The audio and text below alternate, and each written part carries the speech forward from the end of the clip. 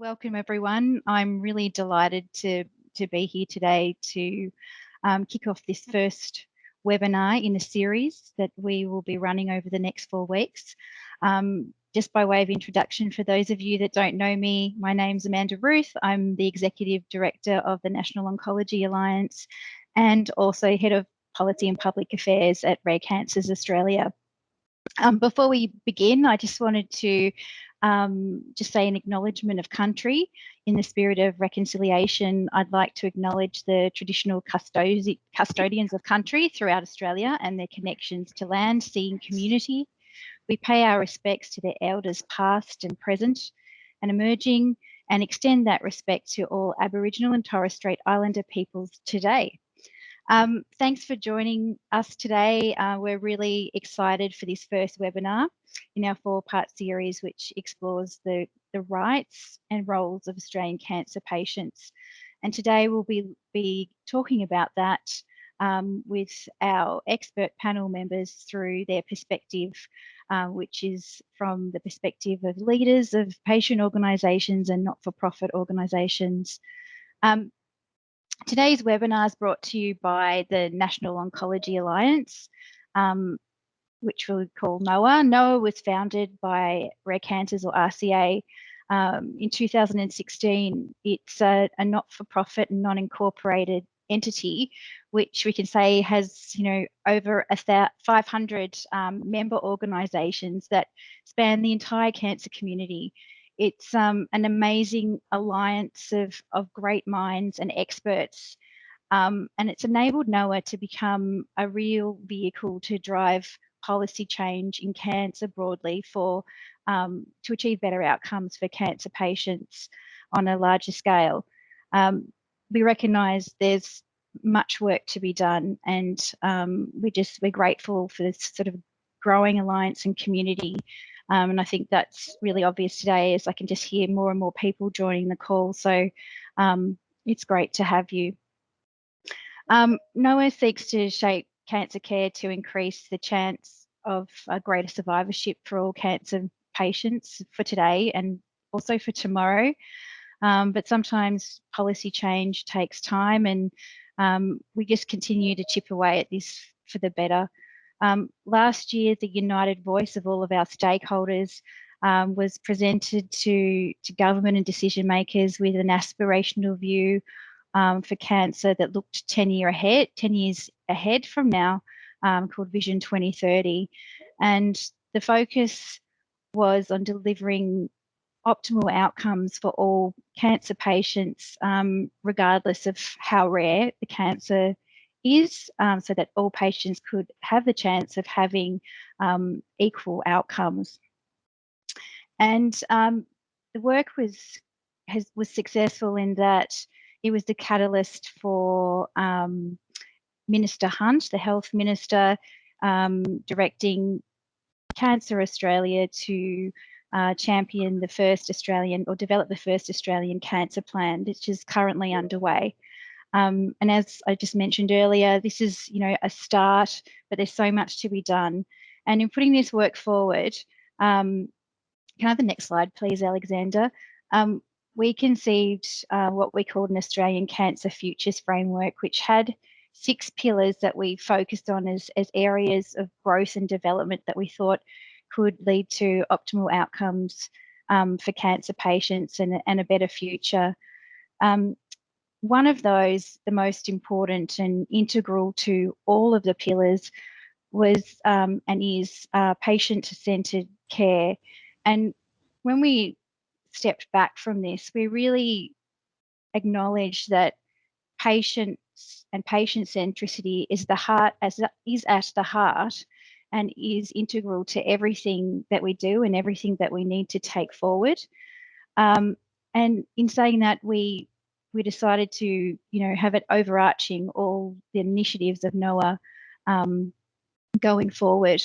And when we thought about patient-centred care and started to think about this sort of holistically, we realised that it's something that's been talked about within our healthcare system for a very long time, from even a decade or 2 decades ago, policymakers have been talking about putting patients at the centre of everything that they do.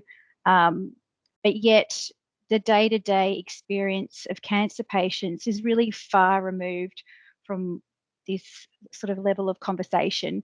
And, you know, it's not a criticism of the people that talk about it, because I think, you know, we can all acknowledge that no matter what part of the sector you work in within the cancer community, most people have the greater good in mind, but it's really the fact that it's really not a tangible reality in the lived experience of cancer patients that we speak to. And it's becoming more and more difficult for patients to navigate their own cancer journeys. And this is ever so more apparent as the complexities of sort of the treatment options and care options collide, if you like, as new technologies are brought forth and the system just becomes more difficult to navigate, and patients have disparity in not only their treatment outcomes, but in their experiences that are dependent on a number of factors. So rather than saying the system's broken, we decided to go back to the grassroots of what's important and really come to cancer patients and families and look at what you value most and think about what is not negotiable for you. And in that, we're asking you, you know, what are the fundamental rights of patients as human beings, taxpayers, and contributors to society? And in saying that as well, how does that translate into the roles that patients want to play or could play in their own cancer journeys, or roles that they don't want to play, like being their own advocates to try and find their own solutions, for example? Also, furthermore, what roles can patients play within the health system as experts or advisors or influencers of key decisions? You know, will their contribution lead to a more fair and equal opportunities and better experiences, as well as greater chances for survival? So this webinar series will really explore all these themes through the lens of different stakeholders. And today I'm just really pleased to welcome and introduce our guest panel members from the patient organisations and non-for-profits. So if our panel members could please all put their cameras on, and Alexander, if you could sort of minimise my slides, I'd like to start by introducing them today.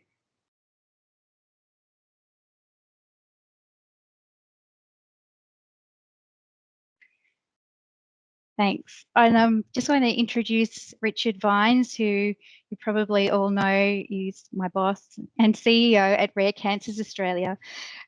Richard and his wife Kate established RCA in 2012. Richard's been phenomenal in his advocacy work and policy reform, and has several leadership roles within peak oncology and research bodies, as well as OMICO.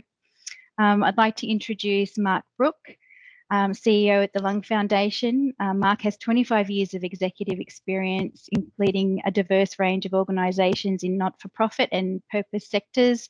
He's focused on leading client-centric and sustainable charities that are closely connected to the communities they serve, and he leads the team at the Lung Foundation. Welcome, Mark. Thanks for joining us. Sharon, welcome. We welcome Sharon Winton, CEO at Lymphoma Australia. Sharon is the CEO, member of the Lymphoma Coalition, and has been a health consumer representative on a number of consumer stakeholder meetings in Australia and overseas. She's really passionate about ensuring all Australians have access and equitable access to information and medicines. Thanks, Sharon. Peter Orchard, CEO at Canteen. Welcome, Peter. Peter has 30 years of experience working with young people across homelessness, mental health, community health, and now cancer. And he's been the CEO at Canteen since 2012. So nearly a decade, but not quite. Cheryl-Ann, welcome. Cheryl-Ann Hawkins, Chief Executive at Melanoma Skin Cancer Trials. Cheryl is newly appointed. She's had a 30-year career that spans various leadership in oncology nursing roles with a focus on early phase, first in human drug trials. Welcome, Meredith. Meredith Cummins is the Director of External Relations at Cancer Nurses Society of Australia. Meredith has been involved in oncology for over 35 years in metropolitan, rural, international, public and private settings. And Meredith is also the Director of External Relations at the, is also a National Project Officer for Neuroendocrine Cancer Australia. So thanks again to our panelists who will be here today. I just wanted to remind everybody on the call that this is an interactive panel. So please, we have had some submitted questions. So thank you to our audience members who have done that. But please, throughout this interactive session, please post your questions in the chat window. It's a bubble icon at the top of your window, and our team will filter those questions to me so that we can ask them directly of our panel members. So without any further ado, let's get the conversation started. So thanks, everybody. I think I'll just kick off the discussion and just ask you, Richard, to start with. And I'm just trying to find my first question that I wanted to ask you. Anyway, I can't find it, but I'm going to ask you anyway. Richard, can you tell me why you think it's important at this time to focus on the rights of cancer patients and what we can get out of doing that? Why is it important? Yeah. Hey, good morning or good afternoon, everyone, and thanks, Amanda. And I'll get to that question. I do want to make an explanation that it is somewhat coincidental when we ran a whole lot of workshops last year that we did it while everyone was in lockdown. And I just want to reassure everybody, we don't wait till the lockdowns come before we run workshops. But notwithstanding that, it's great. And thanks to all my fellow panel members. I think I can best describe what I think this is really exciting and important about is that every time we hear about patient centricity, patient focus, patient-centered care, patient something, anything that prefixes with the word patient follows by something, it stems from a place where it is something that is being bestowed by the government wants patient-focused care, patient-centric care. The pharmaceutical industry wants patient centricity. It's a word centricity is not a word I'd actually had much to do with until the last 4 or 5 years, and now you can't go through a conversation with anyone without hearing it. But it's always something that is given and almost something that is seen as a virtue. My view for a very long time has been, is that really right?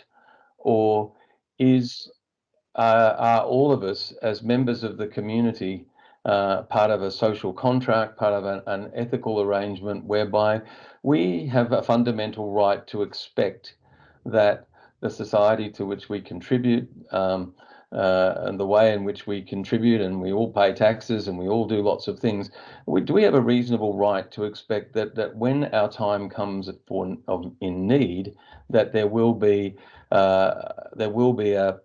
a sensitivity, a response that is predictable, that is generous, that is everything that we want. And when people such as the pharmaceutical industry or government are trying to make these decisions, or clinicians, which is a very important part of this, they shouldn't be perceiving it in a sort of patriarchal, hand-me-down kind of way. They should be sitting there and saying, this is a citizen of our society, they have rights, I have to meet those rights or I fail, not I choose to do this, and if I don't choose to do it, then I don't fail. And I think it's a really important shift that I think we need to explore. And I think it rolls across, 3 significant areas, one of which is in the clinical area, and I think it's really, really significant. And we do have a workshop coming up with a whole panel of clinicians to discuss this, whereby you're sitting there and you as a patient might think you have the right to try things, but a clinician is bound by a Hippocratic oath and has some boundaries upon which they do not want to go forward. But we see, and everyone in patient organisations see every day, the reluctance of sometimes clinicians to refer to other clinicians for second opinions, etc. And we just need to go through that process and think about what's your fundamental right. If you're the patient sitting across the desk, what are you entitled to know? And that will flow from there into questions around our health system. At the moment, we had this debacle last week where someone was giving away free beer in Melbourne if you had a vaccine shot, and the TGA shut them down around promotion, and then Scott Morrison got involved and Greg Hunt got involved, and a lot of what the TGA and a lot of what we're supposed to be allowed to know as patients was something that was shaped in the pre-internet, pre-social media era in the 80s and 90s. And we've got to come back and say, let's question this. Let's ask these questions about what do we really want to know? Do we want to be able to access reliable information, TGA endorsed, or do we want to be able to go to Dr. Google and find it out and not have any filters around it? And I think that's really important. And I think the last thing about this, it's pillar 6 in our framework, is when we get to access, what can we reasonably expect?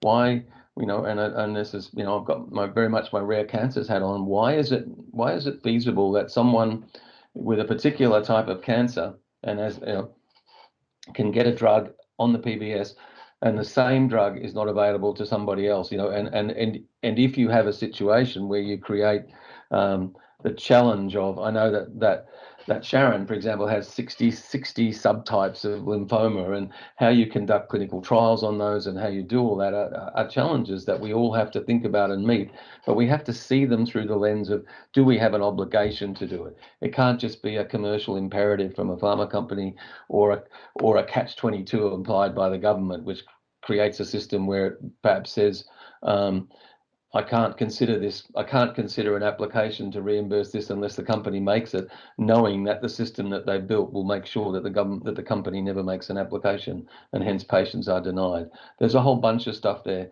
to unpack, and we're going to be doing that over the next series of 4 workshops. So I'm super excited, and I'll shut up now and let people go on. Thanks, Richard. So you've said a lot in that. In what you've said there, you've talked a lot about information and access and equity. So I just wanted to build on that and ask Sharon, if we bring it back to actual fundamental patient rights, which is also what we're talking about in that context, about everyone having access to the treatments that they need. Sharon, in your experience as a leader of a patient organisation, and your opinion, are patients' rights being breached? And what are the rights that patients are, recognising as being important, and are they recognising them as rights in themselves? Yeah, really good question. And as Richard was talking then as well, I was actually thinking to myself, the first thing I think is patients need to understand their rights to actually make the first step as well. So we need to have the right to understand our rights. And I think that's a really missing link in all of this. So whilst we say patient-centric care, what does the word centric really mean in that sentence as well? I don't think it's strong enough. I Googled centric, it's central, yes, so the patient is in the middle, but what rights do they actually have sitting in the middle of that? And until we actually have a better idea of what we're actually asking for in that space, we might not move the dial to where we would like it to be. So I think we need a much bigger advocacy push and a much bigger understanding of what we actually mean by centric, and I see it as tokenistic at the moment. Smart patients will work it out. The not so smart patients, or the ones that have got less access to information, are going to always be the ones that struggle. Mark, are you able to elaborate on that from your perspective, please? Sure, Amanda. I often reflect when I walk into a healthcare setting, a hospital. If you look left up onto the notice board, you'll see this raggedy A3 poster, which is called the Australian Healthcare Charter of Healthcare Rights. And The second edition was released in 2019, and I did a quick poll amongst the 20 odd people in the office. And I said, who's read it? And none of us had. And so we've had a Charter of Healthcare Rights by the Australian Commission for Quality and Safety. It's been around for about 15 years, and it's on public display in every public and private healthcare system. And I think there's the gap, that good intent and the follow through of that good intent and the translation and take up in a personalised healthcare setting or a personalised medicine setting, and where we find ourselves now is simply a gap. And if I look at the very lofty principles in that document about respect and equality and access to information and privacy and the right to make a complaint, it reminds me of something that I did when I was CEO of Asthma Australia, which got me in a fair bit of trouble at the time. And I empowered or asked patients to be empowered that if a clinician didn't follow the clinical standards of the day, and I was talking to a primary healthcare audience, that they should seek their medical treatment somewhere else. And I think as patients and as patient advocates, holding systems, clinicians, and ourselves to account to gold standards is not unreasonable. Yet we continue, when we push back and go, that treatment's suboptimal. Lung cancer patients are diagnosed in stage 3 and stage 4 when their optimal care pathways are substantially diminished. When we raise those things, we don't raise them because we're trying to be smart asses. We're raising those because the quality of care of individuals is compromised, and the quality of their life and the people that they live with, the people that they love, the people that they're cared for, is compromised. So I think, we have a healthcare charter in this country, but sadly that healthcare charter is a bit flimsy. And it's, I do reflect and agree with Richard on a number of things. And I think if the system doesn't have a rights perspective at the centre of it, then how do we ensure that the policy levers, the settings, the necessary investment are the right levers that enable patients to live a life? And I think there's one final point. Regardless of whether you're on public or private healthcare systems, you're a taxpayer.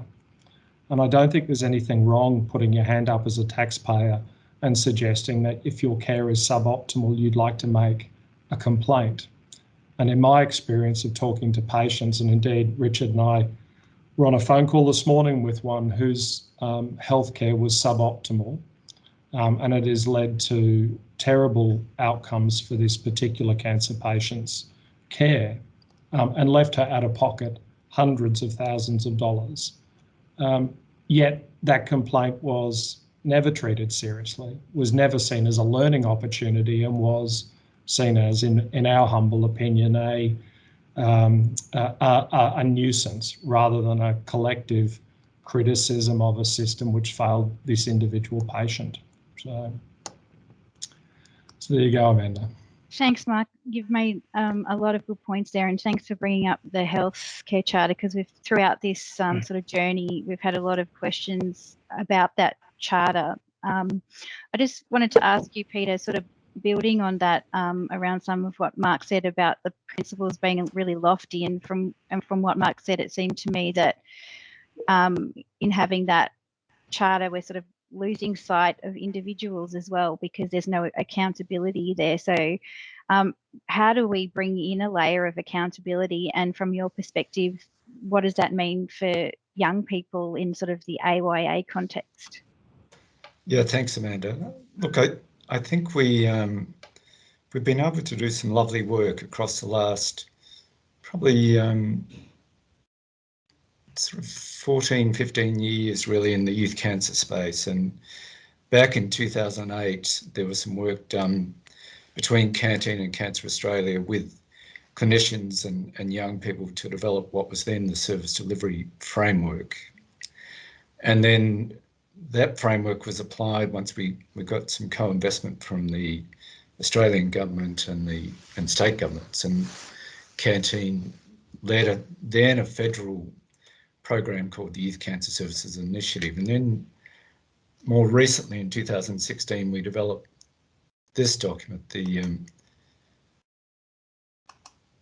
Australian Youth Cancer Framework. And that the idea really of this document was to set out those principles around patient care. And I think one of the drivers around young people is there's a real recognition that you need to be responding to more than just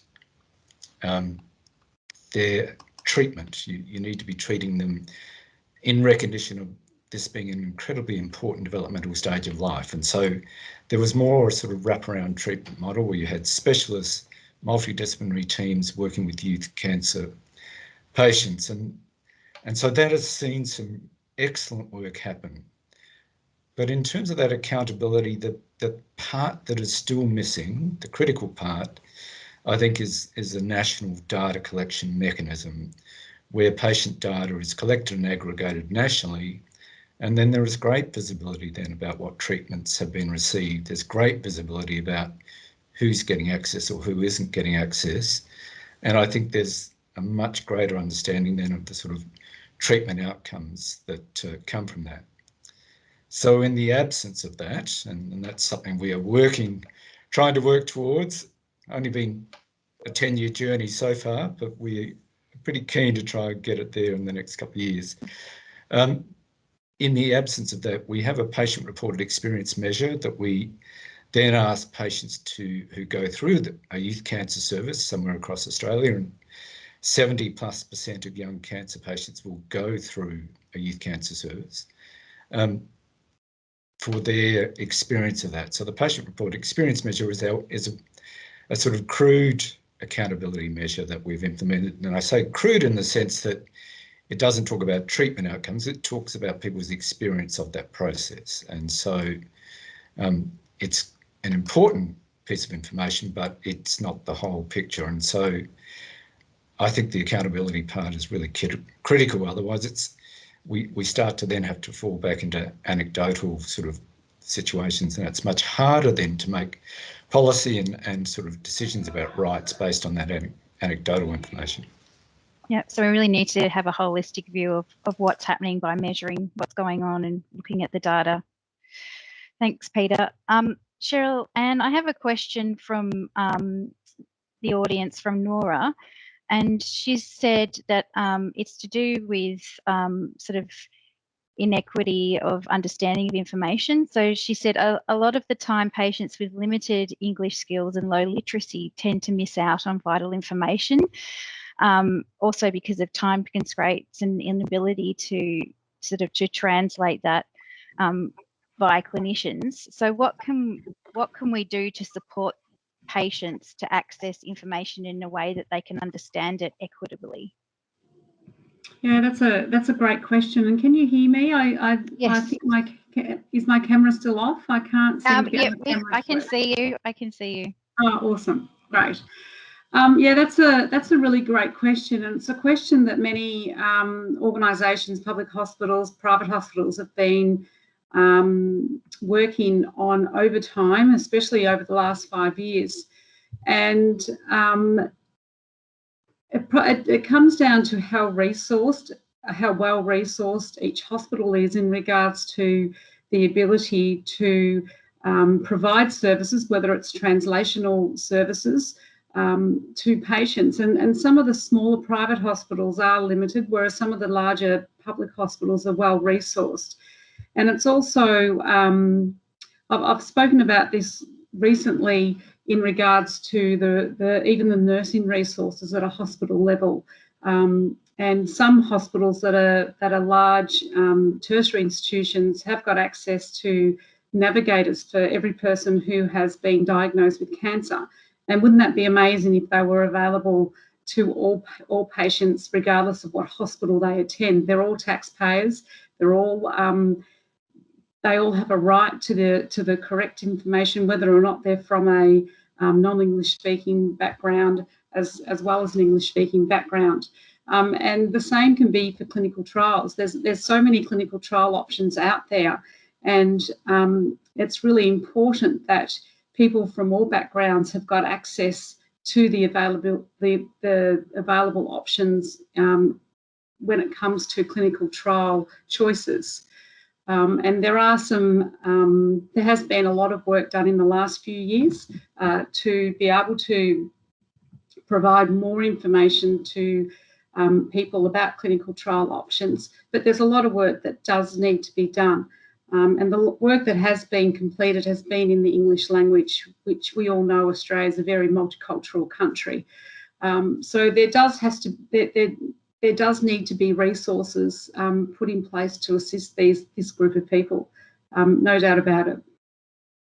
So when it comes to information, do you think that there needs to be a consensus around what the minimum acceptable standards are in sharing of that information, and does that then pose difficulties when you're thinking about different health professionals and questions of ethics around affordability or access, for example? Yes, and it does come down again to the individual hospital where patients are seeking care in regards to the resources that hospital has. But they should have a minimum. Most patients' cases are presented at multidisciplinary meetings, and patients should have information in regards to what was discussed about them at these multidisciplinary meetings and the outcomes of what is the suggested or the best treatment for them. Hospitals don't have, as far as I'm aware, they don't have KPIs in place for recruitment to clinical trials, and clinical trials are arguably one of the best options for treatment for people with cancer. So I would love to see the introduction of KPIs to hospitals so that patients are actually given choices and options for their treatment, whether it's standard of care treatment or for clinical trials. Great, thanks. Thank you. Thanks. I have a comment here, and I'm not sure if you want to make another comment on that, Meredith, because we haven't had a chance to speak yet, but I'll just read it out because it's difficult to digest without reading it. It's from Leanne. She said at the ANZSA carer webinar that she attended this morning, it was revealed that there's a chasm for support for patients that are pushed out of the child or youth support system into the adult support system and then lose the support that they had. And this could be something that could be highlighted, that there is transition plans between the two systems so the rugs aren't pulled out when they're probably still required. How can we, Meredith, from your perspective, how can we do this better? Not being a childhood sort of nurse, being an adult oncology, I think, well, I mean, there needs to be good support systems from whatever age, and then having a good pathway for progressing through to the next stages as far as sort of going into adolescence, AYA, and then going into your adult. I think there needs to be a really good pathway that's put there rather than patients sort of once they get to a certain age group are dropped or they fall through the net. So I think that we need to look at, in general, how we actually frameworks and how we actually plan treatments and care, and that people are supported throughout each stage. So I think if we can get in cancer care a unified group and sort of through each of the stages, that we can actually work through plans so that there is, well, an optimal care pathway from transitioning from childhood through to adults, if that's needed. Thanks, Meredith. Answer? It's sort of a hard. Yeah, it's a difficult question. I've got a question here, but I see you've got your hand up, Mark. So I'll go to you first. Do you want to comment? On the issue of transition, it's, you know, when I was CEO of Heart Kids and worked with the congenital heart kids community, it was one of the major pain points that have been identified in the newly developed standards of care, particularly as they move from paediatric to adult settings. But the constant feedback, which I think is relevant to this issue of how do patient rights, is the issue of the interplay between the parent and carer and the child. And as a child moves from independence to interdependence, there is a shift in ownership that happens, where, you know, as a parent of a child who had a very serious health condition, you know, I had to let go eventually. But there was very conscious decisions. You know, the Royal Children's Hospital in Melbourne has probably a world-leading transition program run by Evelyn Clinane. But if you tried to take that best practice and run it into smaller centres or into other health and hospital systems, the constant feedback that we received in designing and developing that action plan was it was too expensive. We have other priorities. And I think the challenge for clinicians and policymakers is to find the fine balance between what's necessary and what's needed from a patient perspective, not from a budget or finance or we're constrained perspective, because the question about transition is spot on. Yeah, thanks, Peter. And Mark, sorry. Thanks, Mark. Sorry, Peter's got his hand up. Peter. Look, just on the transition again, so the Youth Cancer Services Initiative is really straddling that paediatric and adult divide, and so the teams are then really about working across paediatric into the adult setting, wanting to ensure that transition, if there is a transition from a paediatric setting to an adult setting, that happens well and as seamlessly as possible, really. But it as Mark describes, it needs a definite investment of resources and structure for those sorts of mechanisms to work. Thanks, Peter. I've got a really interesting question, Richard, and I think I'll throw it to you to start. It's from Derek, and Derek's said, what steps can we take to enable all patients, not just the smart ones, to take ownership of their healthcare? But when I pose that to you, Richard, I think from the experience of our patient support team is that some patients do want to take ownership of their healthcare and some patients don't want to have to take ownership of their healthcare. So how do you sort of comment and respond to that question from Derek? I think it's, I think it's having the opportunity. It's not for the clinician or the healthcare professional to decide who should be able to take ownership and who should not. I go back to when my sister died of esophageal cancer, and her husband is very successful and very wealthy, but persists in shopping at Target for his tracksuits, and that's his sole form of dress.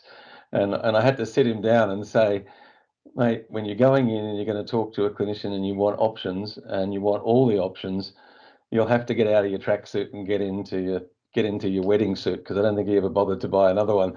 And and I think sometimes we just have to, people just have to take the time. No, they don't want to make a decision. I don't want to, there's things in, I've got somebody here changing lights in my house today, and I don't want to do that, but I certainly demand the right to do it or electrocute myself by my own devices. And I think it's that fundamental, it shouldn't be a presumption and a patriarchy which says, you'll do what I say because you're my patient and I know best. It's got to be a conversation and a more engaged view. And it's changing, but I don't know that one of the things that I find in my engagement with the medical profession is it's really hard to get them to understand the innate power imbalance between you as a patient and them as a clinician. I mean, the same as Mark, and we walk in, we're pretty fully informed, and we're not gun shy, but you're still in a really difficult situation where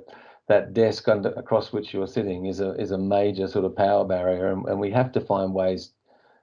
We have to find ways to break that down, and part of that, I think, is, to be honest, is scheduling more time for appointments. They're pushing really hard all the time, seeing 30, 40 patients a day. It's too much. We need time to sit and chat and tease out of people things like, what your priorities are and how much you're prepared to invest in treatments that might save your life, and how much that will impact what you're going to leave behind if it's not PBS funded, that kind of question.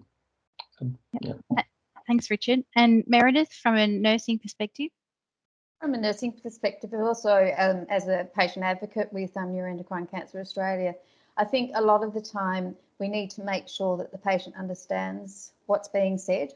And I think a lot of the time the clinician will be saying things, but they really don't understand what's being said and the implications for it. So I think it's really important that patients ask questions and make sure that they do understand, because I know years ago when I was with a patient and one of the surgeons came in to tell the patient that they had prostate cancer, and the patient was, as we've just said, you know, there's the power thing with the doctor on the other side of the desk, but they came into the ward, the doctor told them that they had prostate cancer, went through quite a few things.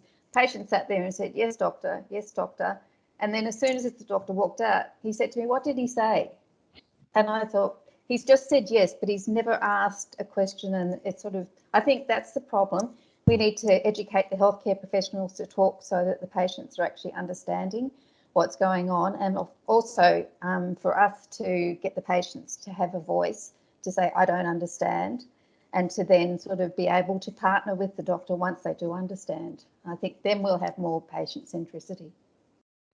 Thanks, Meredith. And Sharon, I think it was you that said this to me in a conversation about access to information early, even before the patient visits the physician, for example, having access to test information.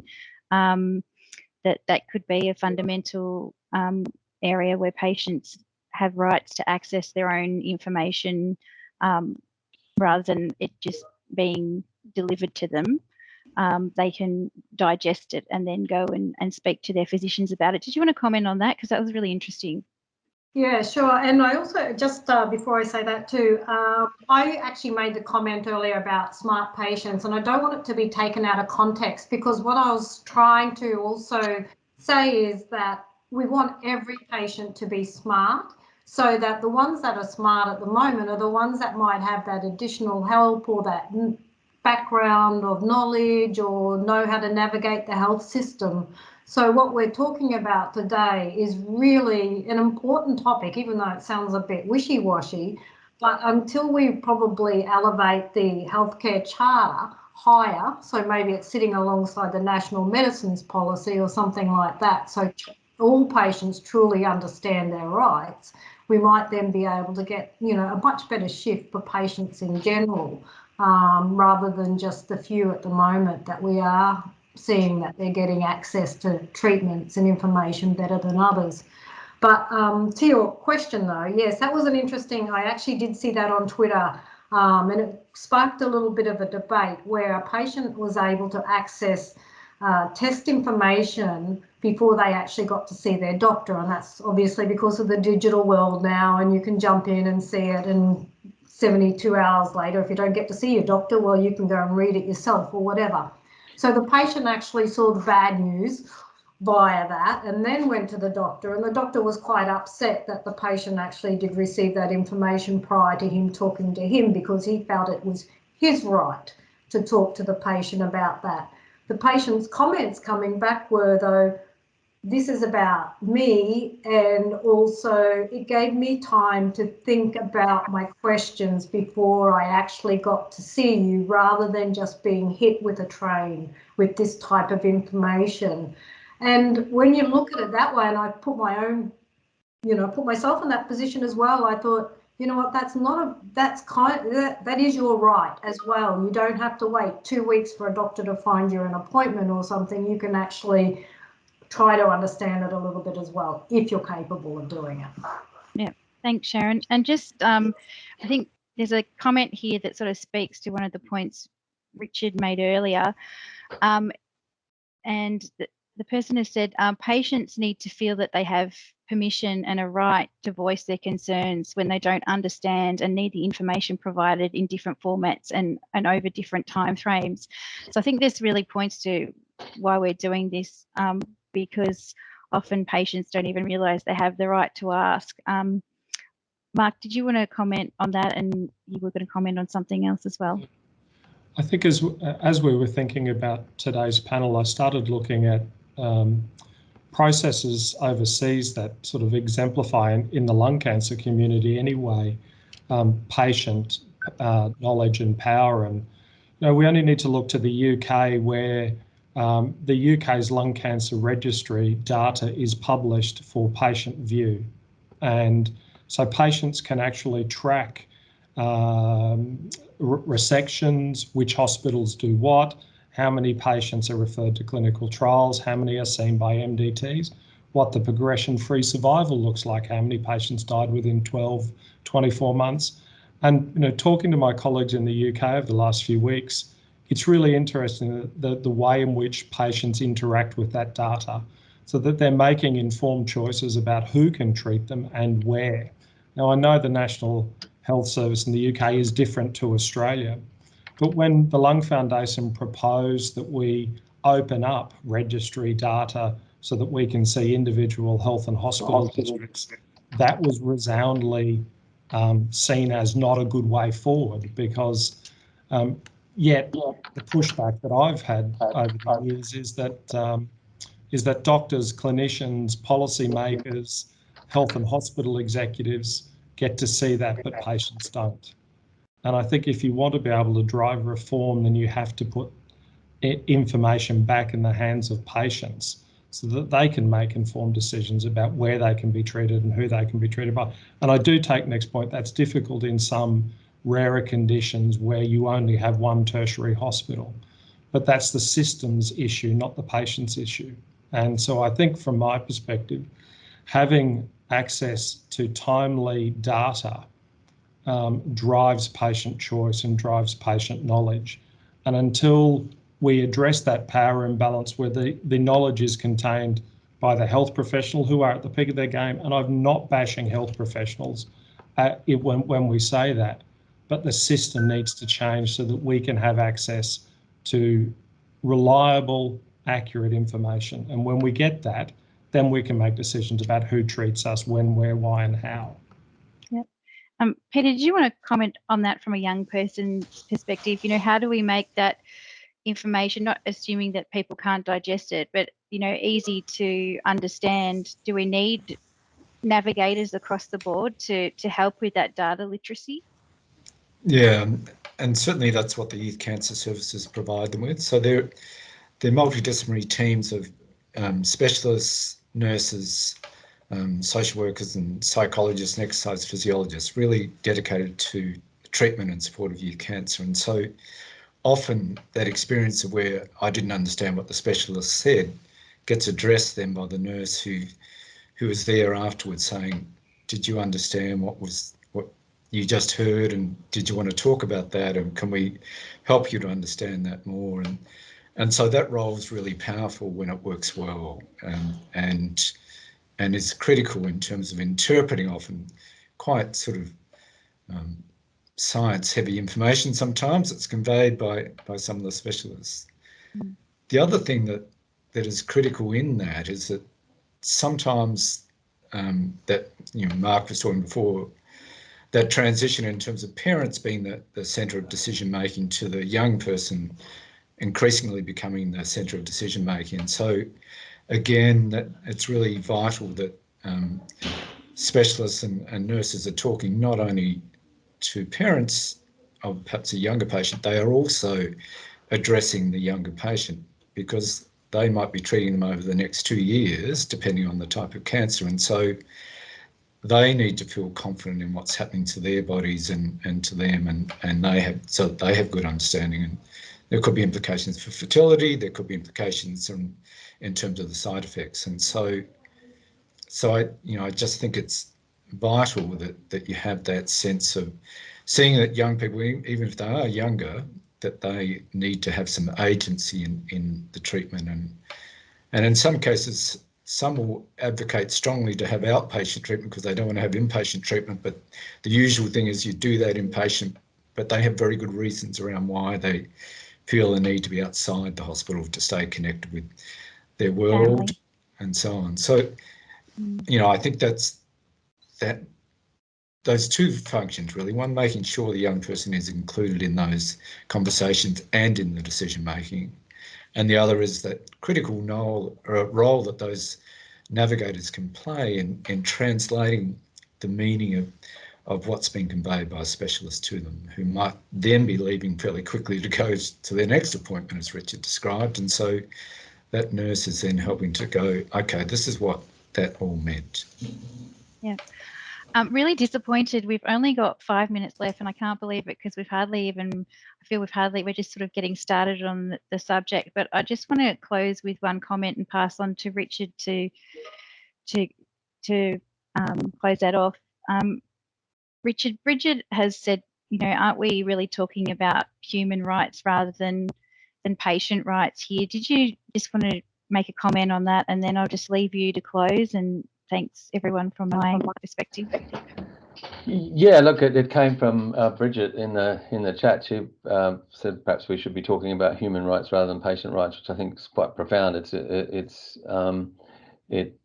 seems to fit to me. It seems to be that we do, because we exist on this planet, we have some rights, and it also goes to a broader topic of which is much bigger, but outside Australia, in developing countries.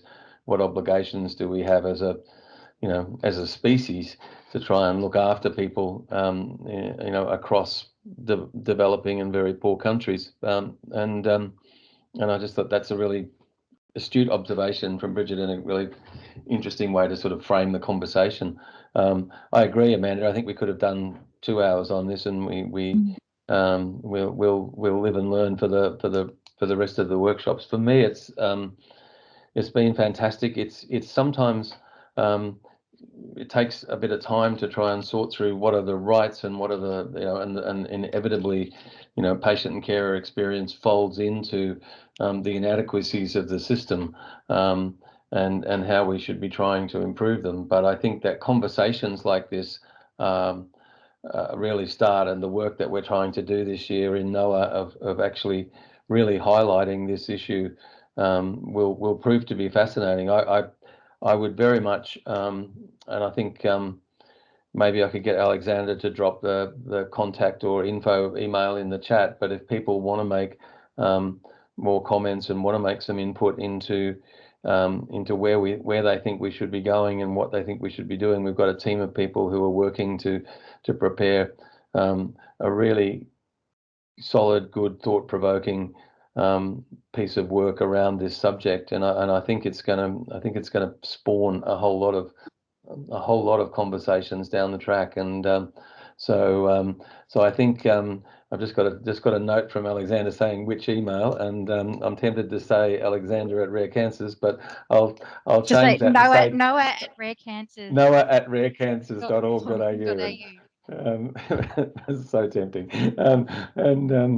But please, write. It doesn't matter if it's a paragraph, it's a sentence, if it's a word, or if it's an essay. We're trying to make this as inclusive as possible. It's the reason NOAA exists. So, and I'll just finish by thanking the panelists. They've all been sensational. I apologise that we didn't run this for 2 hours, but because we would certainly not run out of elements of this topic to discuss. We'll be back. We'll be out telling you when. I think it's only a week away or so for the next workshop, and it'll be fascinating as we go through. We'll have clinicians. We have I think six CEOs, Australian CEOs of pharmaceutical companies on one panel. We have some really senior clinicians on another, and most importantly, we're having a panel of patients to patients, which will be fascinating, and that will inform us. So so I'm really excited moving forward. Really grateful for the support today. It's been a brilliant turn up, and thank you all, and we'll see you in a week or so.